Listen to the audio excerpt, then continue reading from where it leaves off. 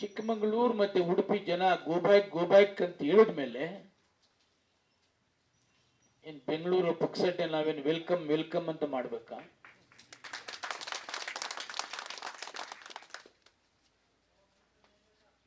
ಹತ್ತು ವರ್ಷ ಅಲ್ಲಿ ಏನೂ ಸಾಧನೆ ಮಾಡದೆ ಗೋಬ್ಯಾಕ್ ಅಂತ ಹೇಳಿದ್ಮೇಲೆ ಇಲ್ಲೇನು ಹೇಳ್ಬೇಕು? ಅವರು ಡೆವಲಪ್ಮೆಂಟ್ ಬಗ್ಗೆ ಮಾತನಾಡಬೇಕು. ಎಲ್ಲೂ ಕೂಡ ಡೆವಲಪ್ಮೆಂಟ್ ಬಗ್ಗೆ ಮಾತನಾಡೋ ಕ್ವಶನ್ನೇ ಇಲ್ಲ. ಎಲ್ಲರ ಒಂದು ಕೋಮು ಗಲಭೆ ಸಿಕ್ಕಿದ್ರೆ ಸಾಕು, ಬೈ ಚಾನ್ಸ್ KR-ಪುರದಲ್ಲಿ ಅವ್ರದ ಕಾರ್ಗೆ ಒಬ್ಬ ಭಾರತೀಯ ಜನತಾ ಪಕ್ಷ ಹುಡುಗ ಸಿಕ್ಕಿ ಅಪ್ಪಿ ತಪ್ಪಿ ಏನಾದ್ರು ರಾಜೀವ್ ಗೌಡ ಕಾರ್ಗೆ ಸಿಕ್ಕಿದ್ರೆ ಸತ್ತಿದ್ರೆ ಬೆಂಗಳೂರು ಹತ್ತಿಗೂ ಉರಿತಾ ಇತ್ತೇನೋಪ್ಪ ಈ ಅಮ್ಮನ ದ್ವೇಷದ ಭಾಷಣ. ಅಂದ್ರೆ ಡೆವಲಪ್ಮೆಂಟ್ ಆಗಲಿ ಸೌಹಾರ್ದದ ಬಾಳ್ತಕ್ಕಂಥದ್ದಾಗ್ಲಿ ಯಾವತ್ತೂ ಕೂಡ ಅವರು ಮಾತನಾಡ್ತಕ್ಕಂಥದ್ದು ಒಂದೇ ಒಂದು ಕೂಡ ಇಲ್ಲ. ಅದಕ್ಕೆ ಬೆಂಗಳೂರಿನ ಉತ್ತರ ಕ್ಷೇತ್ರದ ಜನತೆನ ಕೂಡ ಬಹಳ ಎಚ್ಚರಿಕೆಯಿಂದ ಮತ ಹಾಕ್ಬೇಕಾಗ್ತದೆ. ಕೆಲವರು ರಾಜ್ಯ ಬೇರೆ ಲೋಕಸಭೆ ಬೇರೆ, ಲೋಕಸಭೆ ಬಂದಂತ ಸಮಯದಲ್ಲಿ ಲೋಕಸಭೆಗೆ ಹಾಕ್ತೀವಿ. ನಾನು 4 ವರ್ಷ ಭಾರತೀಯ ಜನತಾ ಪಕ್ಷದಲ್ಲಿ ಇದ್ದೇನೆ. ಅವರ ಚಿಂತನೆ ಅವರ ಭಾಷಣ ಒಂದೇ, ಕ್ಯಾಂಡಿಡೇಟ್ ಯಾರಾದ್ರೂ ಆಗ್ಲಿ ಪಕ್ಷ. ಇವತ್ತು ನೀವೆಲ್ಲಿಂದ ಎಲ್ಲಿಗಾದ್ರೂ ಕೇಳಿ ಪಕ್ಷದ ಹೆಸರು ಎಲ್ಲೂ ಕೂಡ ಹೇಳೋದೇ ಇಲ್ಲ, ಪಕ್ಷದ ಚಿಹ್ನೆನೂ ಕೂಡ ಹೇಳೋದಿಲ್ಲ, ಪಕ್ಷದ ಡೆವಲಪ್ಮೆಂಟ್ ಮಾಡ್ತೀವಿ ಅಂತಾನು ಕೂಡ ಹೇಳೋದಿಲ್ಲ. ಓನ್ಲಿ ಅಷ್ಟನ್ನ ಹೇಳ್ತಕ್ಕಂಥದ್ದನ್ನ ಎಲ್ಲ ಕಡೆ ಮಾಡ್ತಿದ್ದಾರೆ.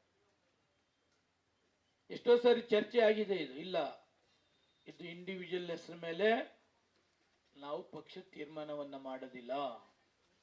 ಏನಿದ್ರು ಪಕ್ಷ ಅಭ್ಯರ್ಥಿ ಯಾರಾದ್ರೂ ಆಗ್ಬೋದು, ಎಲ್ಲೂ ಕೂಡ ಅವರ ಹೆಸರನ್ನ ಹೇಳ್ತಕ್ಕಂಥದ್ದು ಒಂದೇ ಒಂದು ಕೂಡ ಇಲ್ಲ.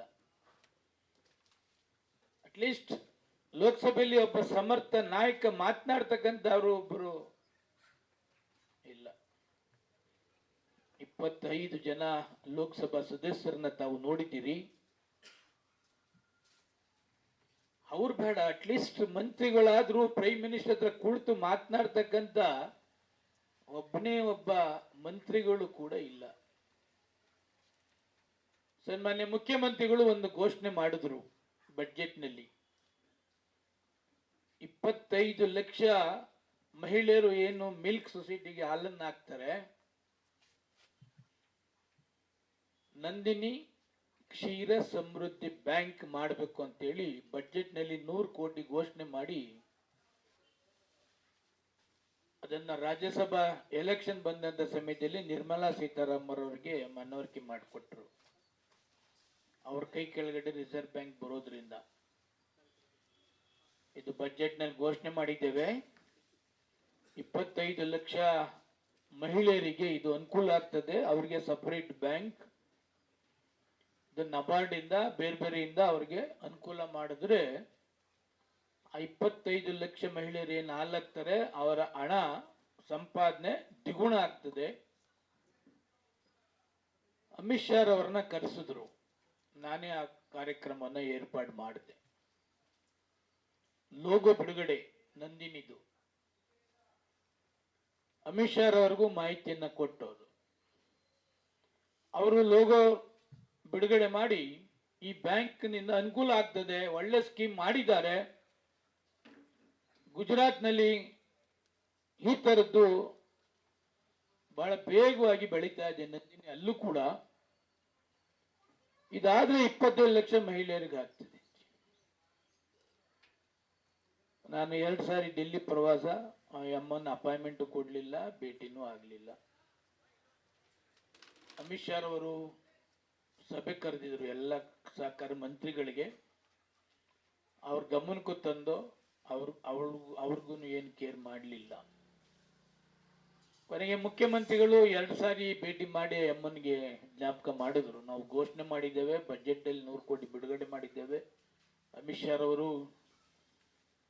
ಲೋಗನ ಲೋಕಾರ್ಪಣೆ ಮಾಡಿದ್ದಾರೆ, ಅದು ಅನುಕೂಲ ಆಗಬೇಕು ಅಂತ. ಯಾರ ಮಾತು ಕೇಳಲೇ ಇಲ್ಲ.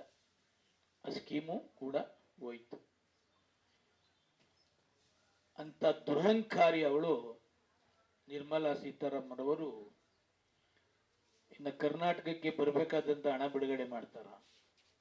ಇವರೆಲ್ಲ ಮಂತ್ರಿಗಳು ಹೋದ್ರಲ್ಲ, ಯಾರು ಹೋದ್ರೂ ಕೂಡ ಇಲ್ಲ, ಬರ ಪರಿಹಾರದ್ದು ಕೂಡ ಇಲ್ಲ.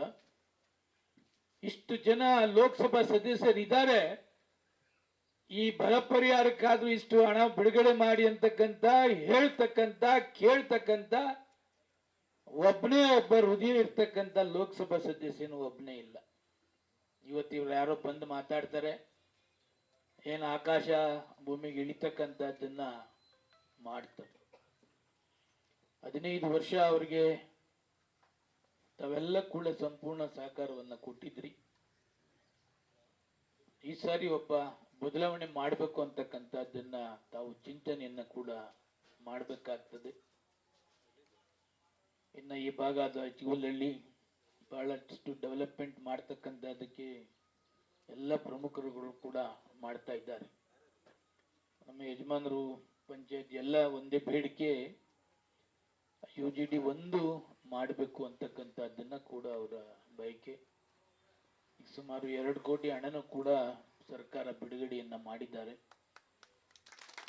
ಈ ಭಾಗದಲ್ಲಿ ಅಪಾರ್ಟ್ಮೆಂಟ್ಗಳು ಕೂಡ ಬೇಕಾದಷ್ಟಿದೆ. ಯಾವ ಅಪಾರ್ಟ್ಮೆಂಟ್ಸ್ ಕೇಳಿದ್ರು ರಾಜ್ಯ ಸರ್ಕಾರದ ಯೋಜನೆ, ರಾಜ್ಯ ಸರ್ಕಾರದ ಕಾರ್ಯಕ್ರಮಗಳು. ಬಟ್ ಬಂದಂತ ಸಮಯದಲ್ಲಿ ಅವಳಿಗೆ ಬಹಳ ಸ್ವಾಗತ ಇದು.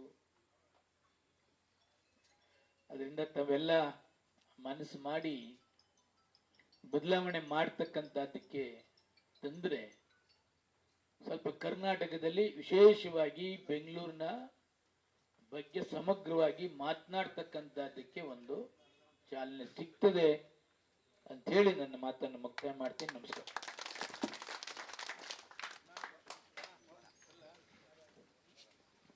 ತಮ್ಮನ್ನೆಲ್ಲ ಉದ್ದೇಶಿಸಿ ಮಾತನಾಡಿದಂಥ ನಮ್ಮ ಕ್ಷೇತ್ರದ ಶಾಸಕರು ಹಾಗೂ ಮಾಜಿ ಸಚಿವರು ಅವರಿಗೆ